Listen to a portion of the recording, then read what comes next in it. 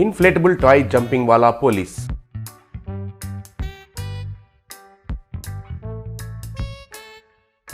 विद्यानगर के जेल में भरत नाम का एक चोर रहता था। उनसे मुलाकात करने के लिए उसका मामा नायक जेल में आया। क्या है ये भांजे, इतने दिन जेल में हो, तुम नहीं होने के वजह से व्यापार भी फुल लॉस में चल रहा है। क्या करना है कुछ समझ में नहीं आ रहा है। उतना ही नहीं, बस स्टॉप में, रेलवे स्टेशन में तो लोग जेब में हाथ डाले बिना आराम से घूमते हुए देखकर मेरा इज्जत मिट्टी में मिल गया जैसा लग रहा है। मालूम है, बेकार का लॉयर रखोगे तो ऐसा ही होगा। उसने मुझसे क्या कहा था, जज जी बहुत अच्छे हैं, सच का स्वीकार करो, सजा कम देंगे। कहा, सच बोलने से क्या हुआ, 6 महीने अंदर डाल दिया। अरे तुम्हारा चोरी सीसीटीवी में रिकॉर्ड हुआ था, इसलिए लॉयर ने तुमको सच कहने के लिए कहा था। मगर तुमने क्या किया, जोश में आके बचपन से जो भी चोरी किया वो सब कह दिया। उसकी वजह से जज को गुस्सा आया और 3 दिन का मिलने वाला सजा 6 महीने कर दिया। ठीक है, वो सब छोड़ो, मगर मेरी डार्लिंग बिजली क्या कर रही है? शादी के लिए उनकी पिताजी को मना लिया क्या? वो कहने के लिए ही इधर आया था भांजे। अभी तक तो अगर 2-3 दिन जेल में होते तो कोई गांव जाके आए हैं कहकर कवर करता था, मगर अभी तुम्हारे बारे में पूरा खबर अखबार में छप गया है, इसलिए उसका पिताजी उसको 10 दिन में शादी करवा रहा है। लेकिन वो तो सिर्फ तुम ही चाहिए बोल रही है। जैसे भी करके तुम बाहर आ जाओ, इस शादी को रोकना होगा, नहीं तो तुम्हारी मर्जी, कहकर वहाँ से चला गया।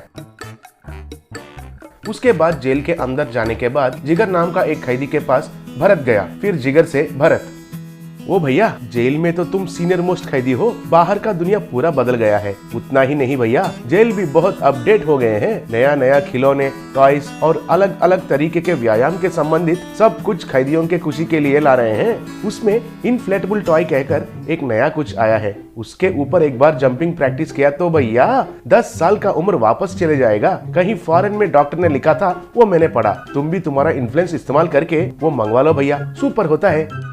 अबे ओए, तुम जो कह रहे हो वो सच है क्या? उम्र कम हो जाएगा तो फिर हम भी कोई कम नहीं है। अभी जाके जेलर से बात करता हूँ, कहकर जेलर के पास गया। फिर जेलर को जिगर सब कुछ बताया। अरे ओ जिगर, और 10 दिन के बाद तुम जेल से रिलीज हो रहे हो ना, ऐसे वाला जंपिंग वगैरह बाहर जाके करो। वैसे चीज मैं एंकरेज नहीं करता हूँ। देखो सर, आप कितना लालची है ये मुझे पता है। शिष्टा पूरक वो कोई जंपिंग टॉय है, मुंह से उसका नाम नहीं निकल रहा है। वो मंगवा लो, नहीं तो हमारे लोगों को जमा करके भूख हड़ताल करता हूँ। उसकी वजह से जेलर के पास कोई रास्ता नहीं था और वो इन्फ्लेटेबल टॉय को मंगवाया। उसके बाद 4 दिन लगातार जिगर अकेले ही किसी को भी चढ़ने नहीं दिया और उसके ऊपर जंप करने लगा।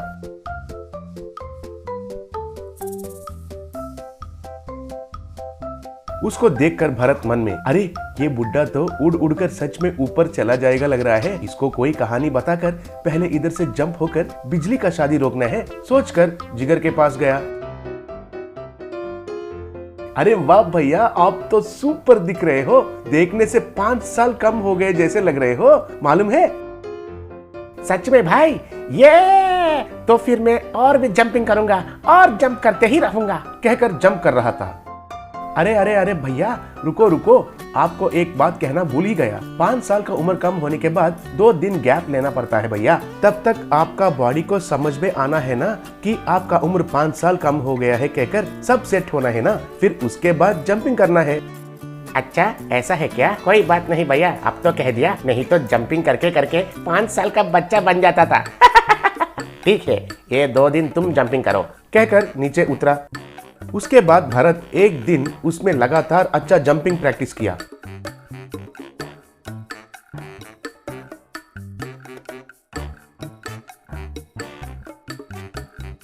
जंपिंग करते हुए उधर जिगर से भरत, अरे ओ एड़े, बाय बाय, मैं अभी मेरे बिजली के पास जा रहा हूँ, मुझे हेल्प करने के लिए। बेचारा अब तुम्हारा जिंदगी जेल में ही है, कहकर दीवार के ऊपर से जंप करके बाहर की तरफ चला गया। तब उसको देखकर पुलिस लोग उसके पीछे पड़े, फिर भी भरत उधर से भाग गया।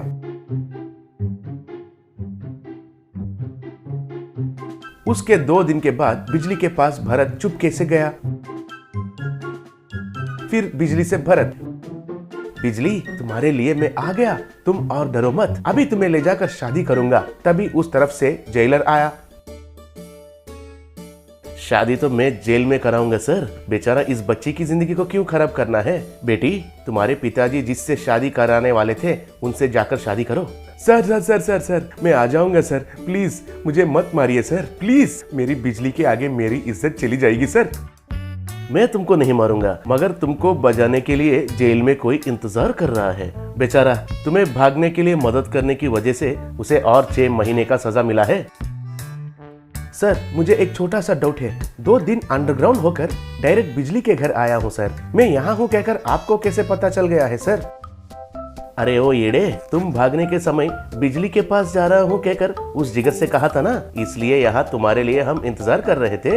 हाँ कहा था कहा था मैंने, मेरा मुंह का खुजली है सर, फिर तो कोई गलत नहीं है सर, मुझे जिगर के हाथ से मार खाना ही सही है। चलिए सर, कहकर पुलिस के साथ जीप में चढ़कर गया। जेल में भरत को जिगर ने खूब पीटा और वो इन्फ्लेटेबल टॉय से जब तक वो उतरने को कहेगा तब तक उस टॉय पर जंपिंग करने का पनिशमेंट दिया। मिनी ट्रेन यात्रा।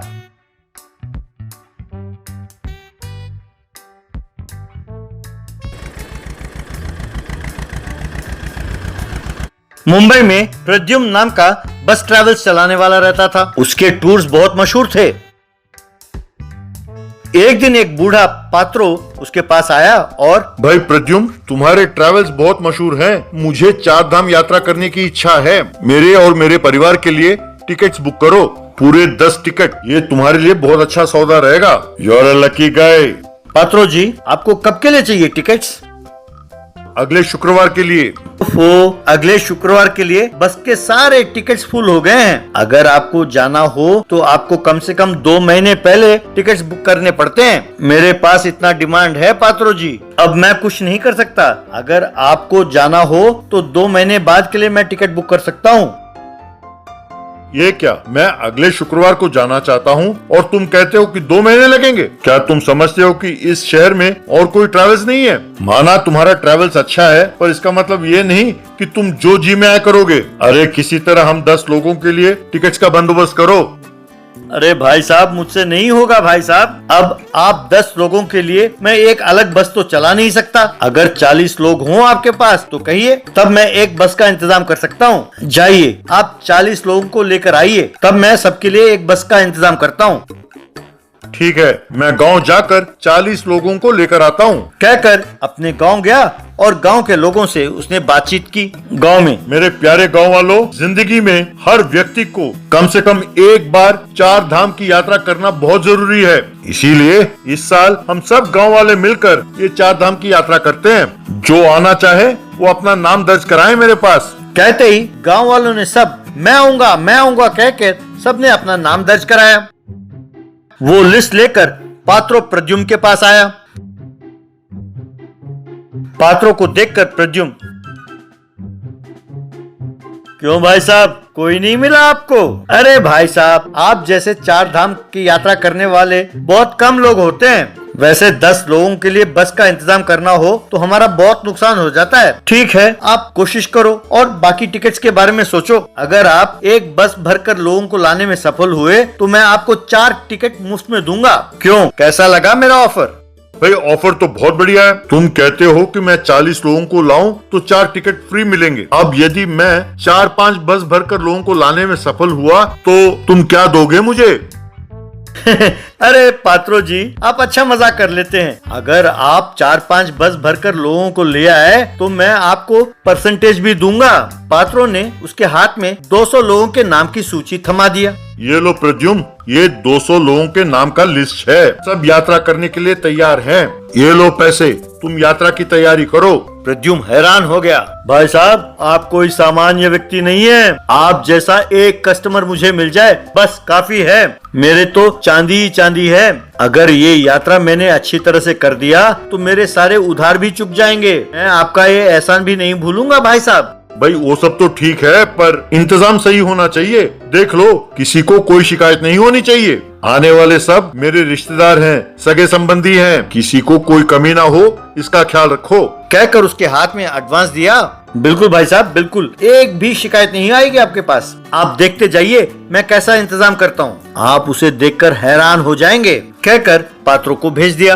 फिर प्रद्युम्न ने बसों का बंदोबस्त करने के लिए फोन करने लगा। हेलो ब्रदर, मैं प्रद्युम्न ट्रैवल से बोल रहा हूँ, मुझे 5 बसों की जरूरत है, क्या आप इंतजाम कर पाएंगे? तब फोन पर वो व्यक्ति, अरे भैया, आप तो जानते ही हो कि ये शादी का सीजन है और यात्रा का सीजन है, हमारे पास कोई बस खाली नहीं है, मैं कुछ कर नहीं सकता। प्रद्युम्न ने फोन काट दिया। अरे अब क्या, पात्रों को मैंने जबान दे दी और अब यहाँ पर बस नहीं मिल रहे। अरे इतने साल के तजुर्बे के बाद इनके लिए अगर मैं बस का इंतजाम नहीं कर पाया तो मेरी नाक कट जाएगी।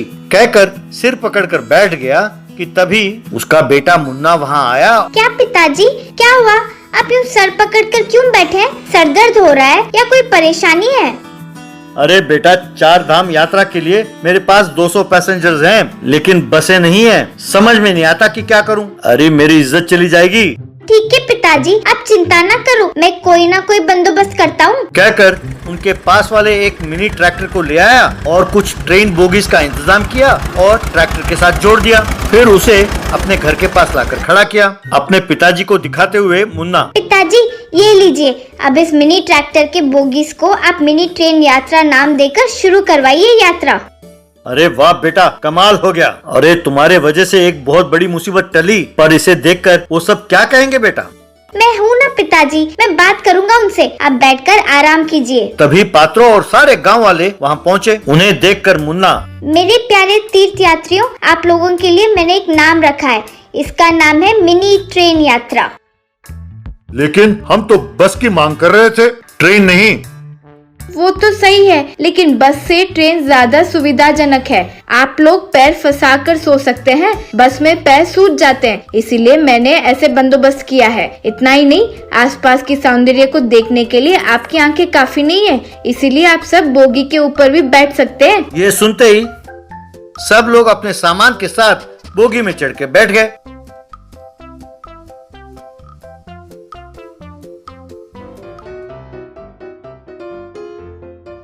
Right right. यूं उनका मिनी ट्रेन यात्रा प्रारंभ हुआ।